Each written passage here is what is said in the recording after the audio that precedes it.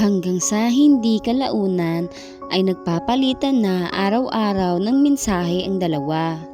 Kung minsan ay may asaran, kulitan at hindi mawawala ang mga salitang cares sa isa't isa. Hanggang sa nararamdaman na niya isang araw na hindi buo ang araw niya kapag hindi agad nakakapag-reply si Chris sa kanya. At dumating ang araw na nagulat na lang siya sa kanyang nararamdaman. At nang bigla itong may nag-text sa kanyang cellphone. At ito ang kanyang nabasa. Ann, seryoso to. Walang biro. Papayagan mo ba akong manligaw sa iyo? Si Ann ay biglang lumaki ang mga mata at hindi alam ang kanyang nararamdaman. Para bang naghahalo ang gusto sa hindi gusto. Kasi iniisip niya kung papayagan niya ito, ibig sabihin lang may pagkakataon na maging kami. Ayoko naman kasi na may iba akong ipapriority maliban na lang kung trabaho at ipon. Nag-isip siya ng ilang araw at hindi muna nag-reply kay Chris.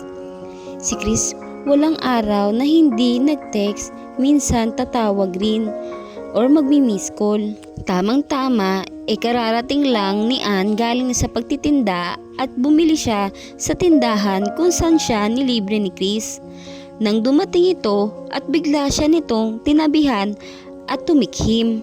Grabe ka naman, bigla mo na lang akong hindi nire-replyan at medyo matagal na huli mo akong nakausap. Sabihin mo na lang sana kung ayaw mo kesa itong iniiwasan mo ako, 'di ba? Sabi ni Chris. Kasi masyado lang akong busy talaga. Medyo kasi madami akong palaging paninda at kinakailangang maubos para may kitain at may maipon. Alam mo naman 'di ba, hindi ako mayaman, hindi katulad ninyo.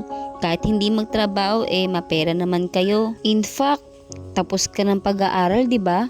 Kaya hindi ka din kapos, tapos manager ka pa. Si Chris kasi ay tapos ng automotive at talagang ito ang kanyang hilig. Mga sasakyan, basta may kinalaman sa makina, pang sasakyan, kaya kahit bata pa ito ay talagang naging manager siya agad. Eto na naman tayo Iniiba mo na naman ang tanong ko sa sinasabi ko na kung pwede kita ligawan, saad ni Chris. Sure ka ba dyan at ako pa talagang liligawan mo? At ayaw mo ba sa iba na tulad mo? Alam mo naman may masasabi sa buhay, hindi tulad ko. Ano ka ba? Di ba mas okay na makahanap ka ng tulad ng ganun? Saad ni Ann. Kasi alam naman ni Ann na wala siyang panama sa buhay na meron si Chris. Kaya siya nagdadalawang isip din kung ito ay papayagan niyang ligawan o hindi. Kung tutuusin kasi, wala naman kasi siyang katulad na ipagmamalaki na nakapagtapos siya ng pag-aaral. Di sana noon pa, ginawa ko na yan, 'di ba? Pero hindi, kasi mas importante sa akin yung puso ko kaysa ang sinasabi mo. Nagbuntong hininga si Chris. Huwag mo din minamaliit ang sarili mo dahil sa status mo sa buhay. Ano ka ba? Basta, aantayin ko pa rin ang sagot mo hanggat hindi mo sinasabi ang inaantay ko. Si Ann naman ay nag-iisip. Wala namang masama kung susubukan at mukhang si Chris ay hindi tulad ng lalaking ayoko. Tulad ng, basta, susubukan ko na lang. Sabay nagsilita si Ann. Sige, anong sige? Sorry, hindi ko gets yung sige, saad ni Chris. Sabi ko, oo, papayag na ako, manligaw ka at siguraduhin mong kakayanin mo yung ugali ko. Talaga?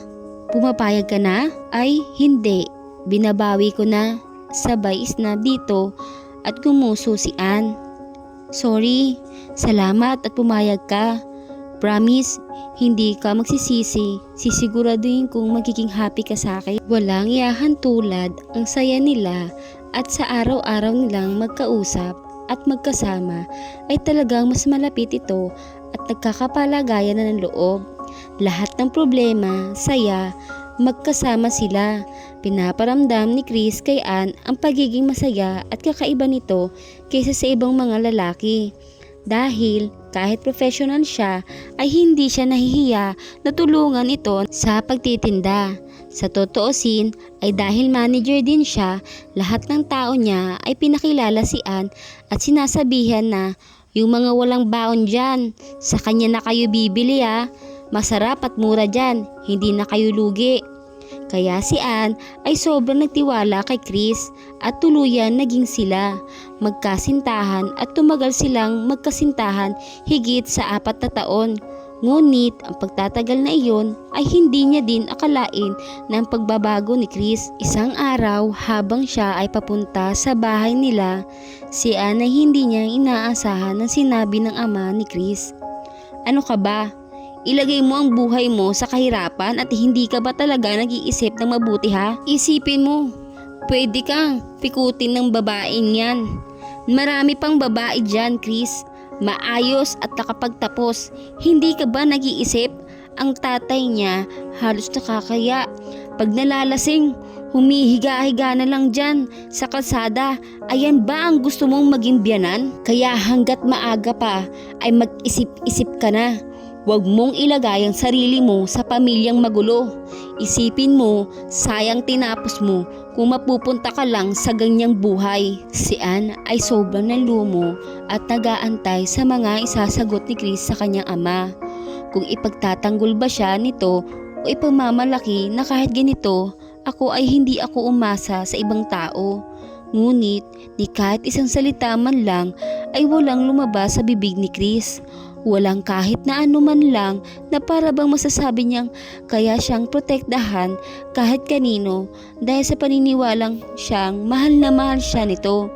Ngunit wala ni kahit anong salita ang lumabas sa kanyang mga bibig. Kaya mas minabuti niyang umalis na umiiyak ng sobra. Pagkatapos noon ay walang tigil ang pag-iyak ng dalaga. Nang dumating si Ann sa kanyang silid, ay bigla niya itong hinawakan ng kanyang cellphone na nag-aantay man lang na tawagan siya ni Chris. Ngunit ilang oras na ay wala pa rin at lumipas ang mga araw ngunit walang paramdam ang binata.